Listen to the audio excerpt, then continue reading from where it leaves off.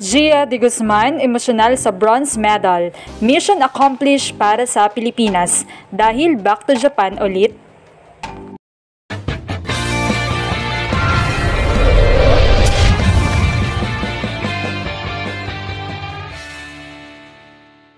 What's up, Volleyball Nation? Welcome back to my YouTube channel. Narito ako para magbigay sa inyo ng updates tungkol sa mundo ng volleyball. Pero bago yan, don't forget to subscribe and hit the notification bell para updated ka sa aking mga videos.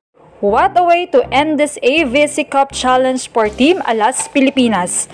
Matapos nga nilang masungkit ang kauna-unahang podium finish sa International Games, tila ito na nga ang isa at unang pagpapakilala ng Pilipinas sa international stage sa women's volleyball.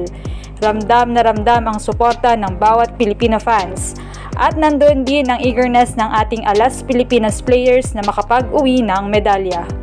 Bigomang makapasok sa finals para sa gold title, ay still very grateful pa rin ang team na ma-achieve ang ganitong level. Hindi nila ginawang hadlang ang kanilang pagkatalo kontra Kazakhstan upang maiuwi ang bronze medal kontra Australia. Sa maikling panahon ay nakabuo sila ng koneksyon at ipinakitang kaya nilang makipagsabayan. A massive win for Philippines sa score na 25-23, 25-15, and 25-7, led by the scorers Angel Canino, Ea Laure, Cici Rondina, Thea Gagate, and Fifi Sharma. Well-distributed nga ang bola, orchestrated by our very own team captain Gia Morado de Guzman. Kaya naman kitang-kita sa kanya ang pagiging emosyonal sa naabot ng team. Kitang-kita naman ang dedikasyon niya na mag-lead sa team, katulong ang iba pang ates, Don, Cici, Cherry, and Del. Grabing moment after the winning point kung saan sinisigaw ng fans ang pangalan ni Gia at umiiyak ito. Ayon sa mga fans ay sobrang emotional ni Gia for the team na tila nabunutan ng tinik na nagawa niya ang misyon niya para sa Pilipinas. Pag-overthink naman ng marami dahil kaya ito sa kanyang muling pag-alis sa Pilipinas. Mag-e-extend ba ang kanyang kontrata sa Japan?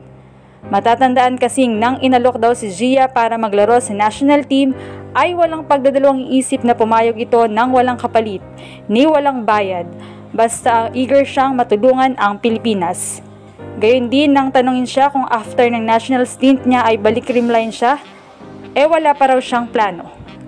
Ayon sa kanya, Creamline will always be my home. Pero sa ngayon, focus muna sa national team. At ngayon ngang napagtagumpayan ng Alas Pilipinas ang goal nila, ano kaya ang next move ni Kapitana Gia? Magtutuloy-tuloy kaya ang kanyang serbisyo para sa bansa, mapa national team man o sa kanyang local team Creamline? O babalik muli siya sa Japan para sa panibagong experience at skills na makukuha niya? Ayon sa fans ay may napatunayan na si Gia sa Pilipinas at panahon na rin para piliin niya kung saan siya mas mag-grow ulit. Well, still, no decision yet. Ngayon ay hayaan muna natin mag-celebrate ang Alas Pilipinas para sa kanilang podium finish. Once again, congratulations Alas Pilipinas! Anong masasabi niyo dito? Leave a comment below. Thank you for watching and don't forget to subscribe.